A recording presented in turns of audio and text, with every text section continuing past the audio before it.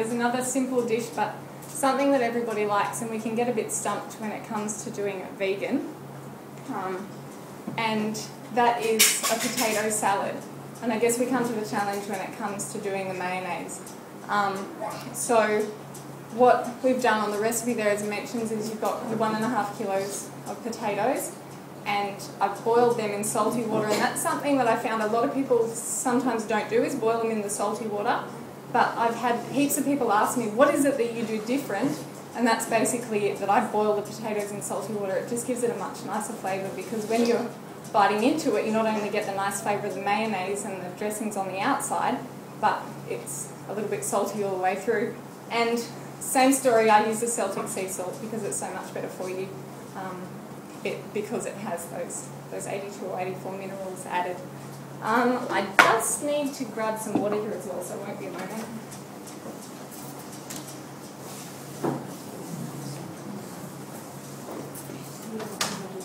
So like with any potato salad, of course I've pre-boiled them and you've got them cooling in the fridge.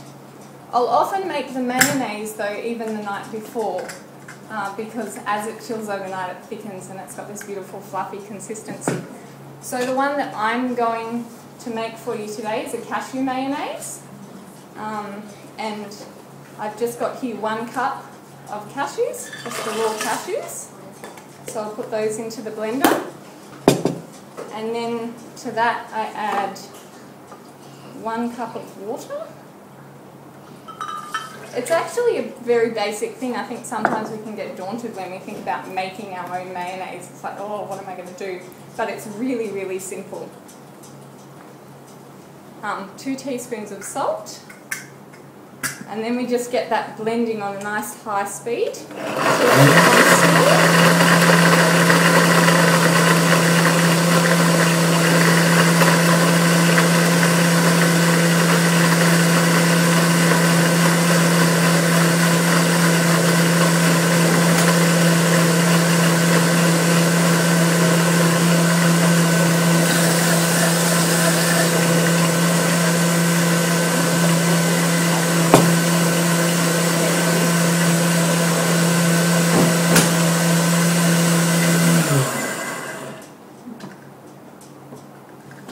Just a little bit longer.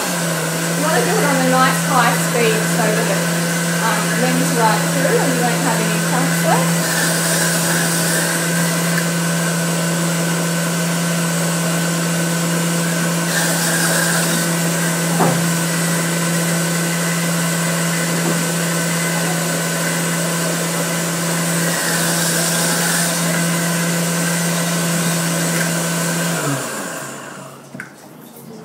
Okay, so that's looking good about now. At this point I get 1/2 cup of extra virgin olive oil, and the trick to pouring this in is that you keep your blender going on a really high speed, the highest that your blender will go to. Excellent if you've got something like a Vitamix, but this obviously isn't, and it still does the job. I just put it on the highest speed, and you pour the oil in really, really slowly, so it's just a drizzle and it's going in as we blend.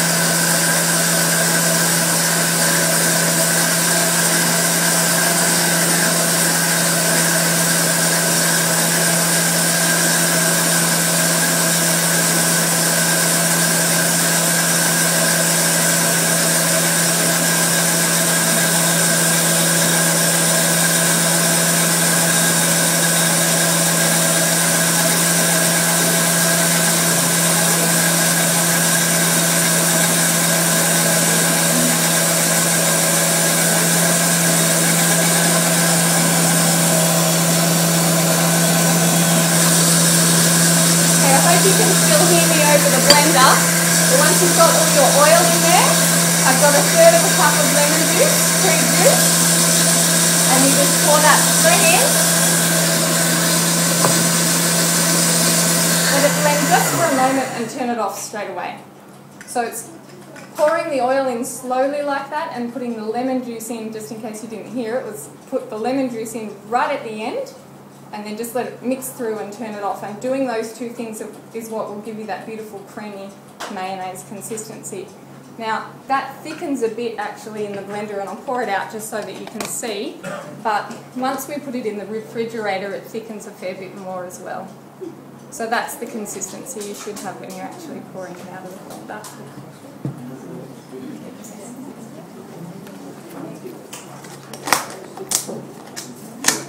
So as I said, that one needs to chill. Overnight is great, but you can do it just a few hours previously.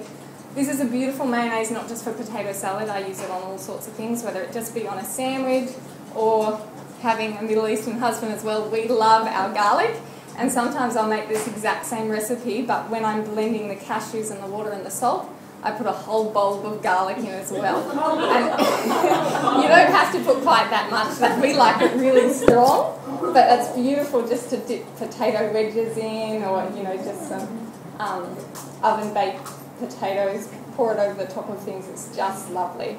So then, while that's chilling, I'll often also prepare the veggies. So in my potato salad, I love to put some red capsicum, and I just slice that. For this amount I use 1 red capsicum, so we just add that into the bowl of your chilled potatoes.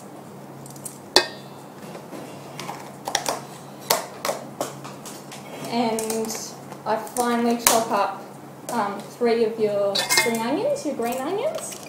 We just add that in as well.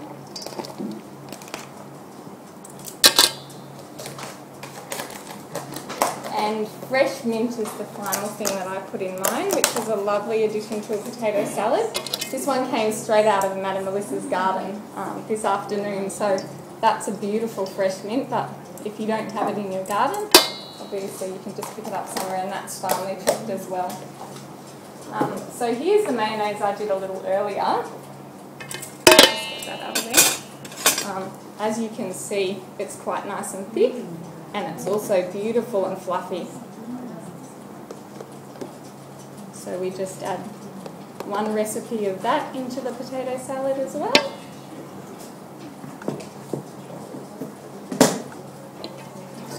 I've served this potato salad to all sorts of people, whether they be vegan or they're used to eating the regular mayonnaises. But I found a lot of people have actually asked me, what dressing did you put in that? What have you put in that? It's so beautiful, even if they aren't used to eating this way. So it was actually a favourite of a friend of ours who was not into eating vegan food at all. But he would always ask for this potato salad every time he came around. So you just mix it all up like that. And then I always like to put it in a nice dish to serve, and just give you an idea of what it looks like.